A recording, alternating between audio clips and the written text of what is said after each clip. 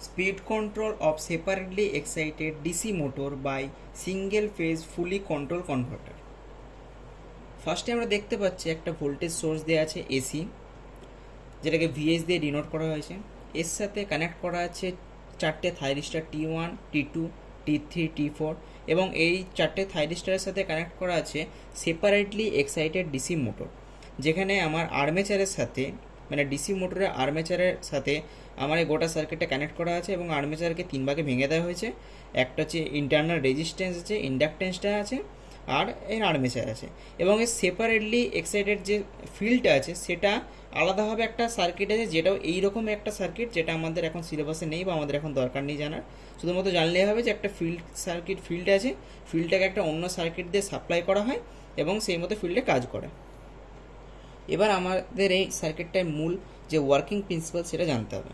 যে প্রথমে ধরলাম যে যখন আমার এসি সাপ্লাইটা আছে, যখন পজিটিভ হাফ সাইকেল আছে, যখন ওপরে পজিটিভ নিচে নেগেটিভ, তখনই কারেন্টটা T1 মধ্যে দিয়ে হয়ে আর এল এবং আর্মেচারের মধ্যে দিয়ে গিয়ে T3 মধ্যে দিয়ে গিয়ে আমার আবার সোর্সে ব্যাক করছে।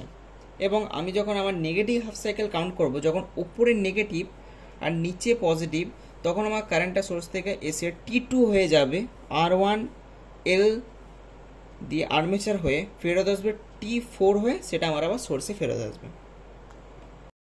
এবং এটা হচ্ছে টু কোয়াড্রেন্ট কনভার্টার, কারণ আমরা জানি যে থাইরিস্টার হচ্ছে কি ইউনি ডাইরেকশনাল নেচারের, মানে এর একমাত্র একদিকে কারেন্ট যেতে পারে। সেই জন্য এই ক্ষেত্রে মানে এই সার্কিটের ক্ষেত্রে কারেন্টটা কখনোই নেগেটিভ ডিরেকশানে যাবে না, কেবলমাত্র ভোল্টেজটা আপ ডাউন করবে।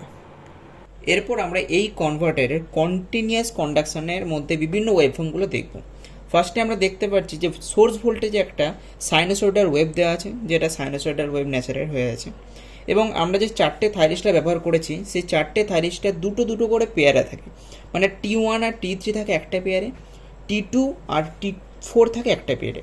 এবং এই দুটো পেয়ারের মধ্যে দু রকমের গেট সিগন্যাল দেওয়া হবে।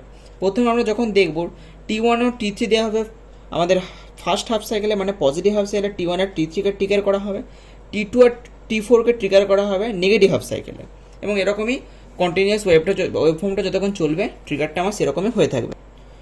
এরপর আমরা দেখতে পাবো যখন পজিটিভ হাফ সাইকেলে আলফা অ্যাঙ্গেলে T1 এবং T3কে আমরা ট্রিগার করব, তখন আমাদের থাইরিস্টার T1 আর T3টা কন্ডাক্ট করতে শুরু করবে এবং সেই কন্ডাকশানটা চলবে আলফা পয়েন্ট থেকে পাই পয়েন্ট অবধি, মানে এই আলফা পয়েন্ট থেকে পাই পয়েন্ট অবধি চলবে।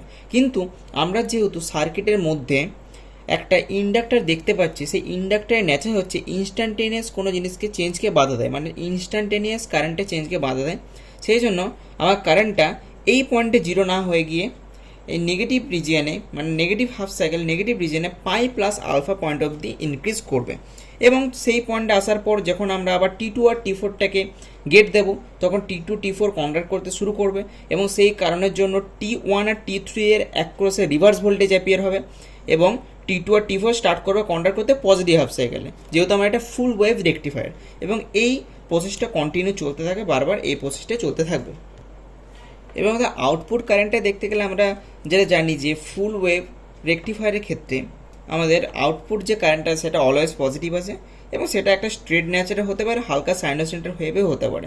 এবং এই ক্ষেত্রে এটা কমপ্লিট নেচারে হয়নি, একটা সাইনোসয়েডাল ওয়েভ দেখা গেছে, কিন্তু এটা ডিসি কারেন্ট, পুরোটাই ডিসি কারেন্ট, যেটা আউটপুটে যাচ্ছে আমার ডিসি এক্সাইটেড মোটরে।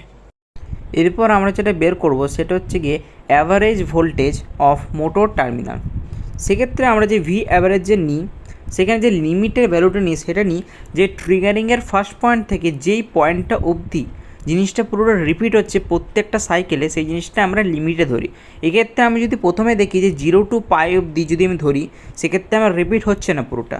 এরপর আমি যদি তার জায়গায় আলফা থেকে পাই প্লাস আলফা পয়েন্ট অবধি দেখি, সেক্ষেত্রে আমি বুঝতে পারলাম যে জিনিসটা পুরোটা রিপিট হচ্ছে। সেই জন্য আমরা লিমিটটা আলফা থেকে পাই প্লাস আলফা অবধি নিলাম, বাকিটা আমরা নেগলেক্ট করলাম, অর্থাৎ বাকিটা জিরো, ওই জন্য আমি লিখলাম না।